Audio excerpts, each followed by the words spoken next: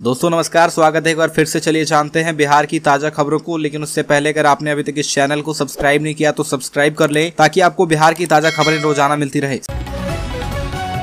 सबसे पहली और बड़ी खबर, एमएलसी चुनाव में जीत के साथ बीजेपी सबसे बड़ा दल बन गया है। विधान परिषद की शिक्षक और स्नातक की 5 सीट के लिए 31 मार्च को हुए चुनाव के नतीजे के साथ ही भाजपा परिषद में सबसे बड़ा दल बन गया है। सदन में भाजपा सदस्यों की संख्या 25 हो गई है, जबकि जदयू के 23 सदस्य ही हैं। इस चुनाव में सबसे रोचक और कड़ा मुकाबला गया स्नातक सीट पर हुआ। इस सीट में मगध साहबाद के 8 जिले समाहित हैं और इनमें 43 एमएलए में से 40 महागठबंधन के हैं। फिर भी भाजपा ने जदयू से गया शिक्षक सीट छीनी तो गया स्नातक सिटिंग सीट पर भाजपा के अवधेश नारायण सिंह ने राजद के प्रदेश अध्यक्ष जगदानंद के छोटे पुत्र डॉक्टर पुनीत को हरा दिया।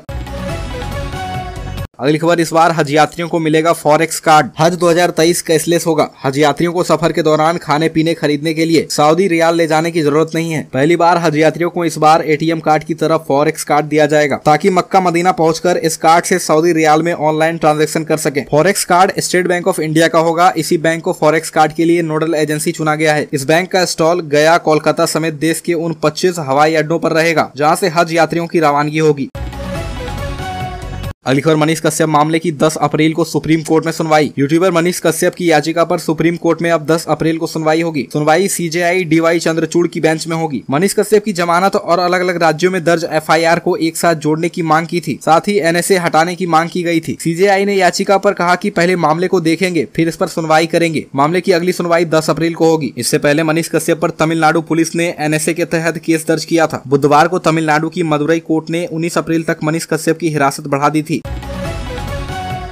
अगली खबर, बिहार में कुर्मी, कोयरी और दलित के वोट की लड़ाई। बिहार के लोकसभा चुनाव में 1 साल का वक्त है, लेकिन बिहार में सभी पार्टियां जातिगत इक्वेशन तैयार करने में लगी है। हर दल अपनी जातीय जमीन को नए सिरे से फिट कर रहा है। एक तरफ बीजेपी सीएम नीतीश कुमार के core vote bank Koeri Kurmi में सेंधमारी करने की कोशिश कर रही है, तो वहीं दूसरी ओर नीतीश कुमार दलित वोट बैंक को नए सिरे से साधने में जुट गए हैं। पॉलिटिकल एक्सपर्ट्स कहते हैं कि इसके सहारे वह एक तीर से 2 निशाना साध रहे हैं। एक तो राज्य में एक बड़े वोट बैंक में अपनी पकड़ मजबूत करने की कोशिश कर रहे हैं, दूसरा दलित के लीडर के रूप में पहचान बनाने वाले चिराग पासवान को कमजोर बना रहे हैं। राज्य में लगभग 16% दलित वोटर्स हैं। इनमें लगभग 6% पर चिराग पासवान का एकाधिकार है।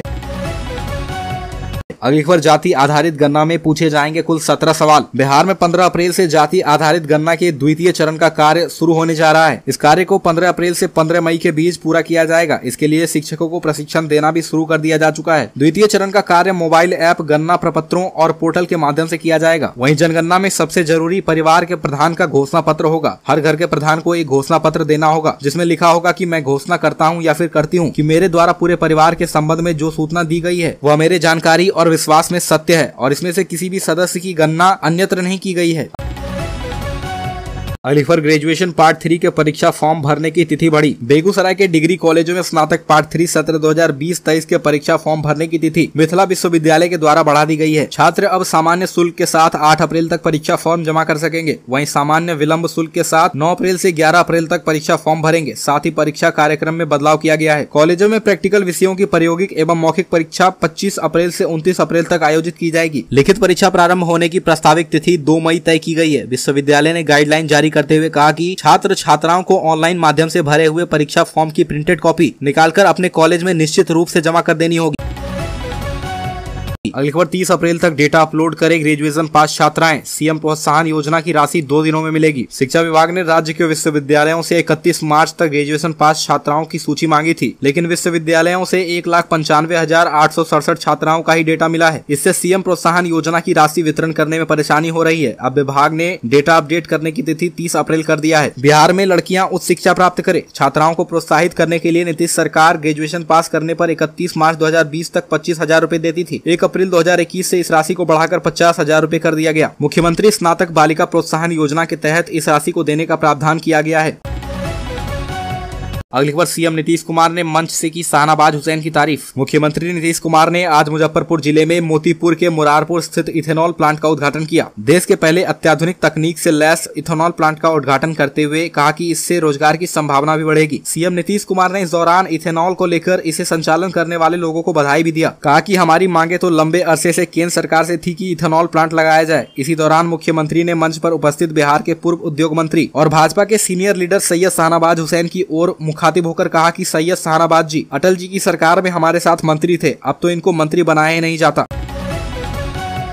अगली खबर औरंगाबाद के कॉलेज में प्रोफेसर हैं बिहार के शिक्षा मंत्री। बिहार के शिक्षा मंत्री प्रोफेसर चंद्रशेखर औरंगाबाद जिले की रामलखन सिंह यादव कॉलेज के प्रोफेसर हैं। भले वो बीते करीब 15 सालों से कॉलेज ना जा रहे हों, लेकिन सरकार से उन्हें सैलरी भी मिलती है। उन्होंने 8 अक्टूबर 1985 को कॉलेज में जूलॉजी के प्रोफेसर के रूप में योगदान किया था। तब से अब तक कॉलेज के प्रोफेसर के पद पर कार्यरत हैं। अगली खबर बिहार में 24 घंटे में कोरोना के 21 केस, अकेले पटना से 18 केस। बिहार में कोरोना और स्वाइन फ्लू के केस बढ़ने लगे हैं। बुधवार को कोरोना के 21 नए मरीज मिले हैं। इनमें से 18 पटना के हैं। पीएमसीएच के एक डॉक्टर और गर्दनीबाग अस्पताल की एक नर्स भी संक्रमित हुई है।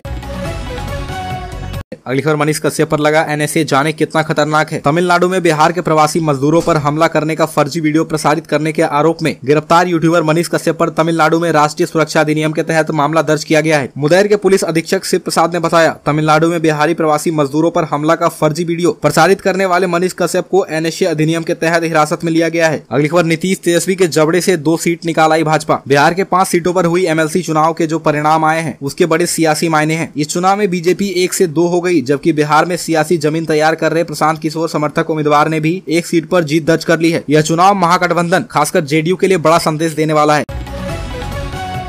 अगली खबर बीजेपी प्रदेश कार्यालय में स्थापना दिवस समारोह का आयोजन। भारतीय जनता पार्टी के स्थापना दिवस के अवसर पर प्रदेश कार्यालय में समारोह मनाया गया। पटना के वीरचंद पटेल पद स्थित कार्यालय में प्रदेश अध्यक्ष सम्राट चौधरी ने पार्टी का झंडा फहराया। समारोह में बीजेपी ने अपना रास्ता पुस्तिका जारी की। प्रदेश अध्यक्ष ने कहा कि 43 साल में पार्टी 2 से 303 सीटों पर पहुंच गई है, इसे और आगे बढ़ाना है। वहीं नेता प्रतिपक्ष विजय सिन्हा ने कहा कि विधायकों की 2 टीम नालंदा और सासाराम जा रही है। रामनवमी के बाद हुई हिंसा के बाद सरकार वहाँ ठीक से काम कर रही है या नहीं, ये हम देखेंगे।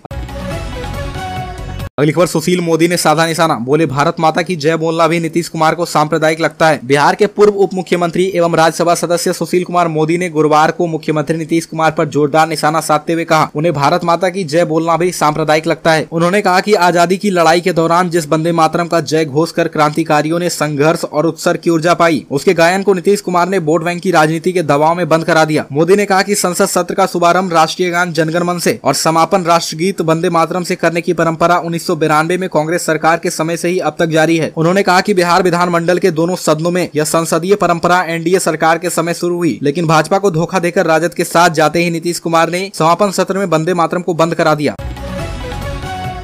अगली खबर अब सीएनजी से चलेगी बसें, 80 बसों को किया जाएगा कन्वर्ट। बिहार राज्य पथ परिवहन निगम के भागलपुर प्रमंडल अंतर्गत भागलपुर, जमुई और मुंगेर के अंतर्गत सीएनजी बस चलाने का रास्ता साफ हो गया है। इसके लिए पहले डीजल से चलने वाली बसों को रोका जाएगा। इसके बाद डीजल वाली बसों को सीएनजी बसों में कन्वर्ट किया जाएगा। इसके लिए बिहार में बिहार स्वच्छ इंजन 2023 लागू कर दिया गया है। अगली खबर बिहार शरीफ सासाराम पहुंची बीजेपी विधायकों की टीम। नालंदा जिले के बिहार शरीफ में हुआ हिंसक झड़प धीरे धीरे शांत हो रहा है। जनजीवन भी सामान्य है, लेकिन राजनीति अब भी गरमाई हुई है। गुरुवार को बीजेपी विधायकों की टीम नेता प्रतिपक्ष विजय कुमार सिन्हा के नेतृत्व में बिहार शरीफ पहुंची। वहीं पूर्व डिप्टी सीएम तारकिशोर प्रसाद और रेणु देवी, पूर्व कृषि मंत्री अमृत प्रताप सिंह को गुरुवार सासाराम में हिंसा का जायजा लेने पहुंचे, लेकिन उन्हें सासाराम जाने नहीं दिया गया।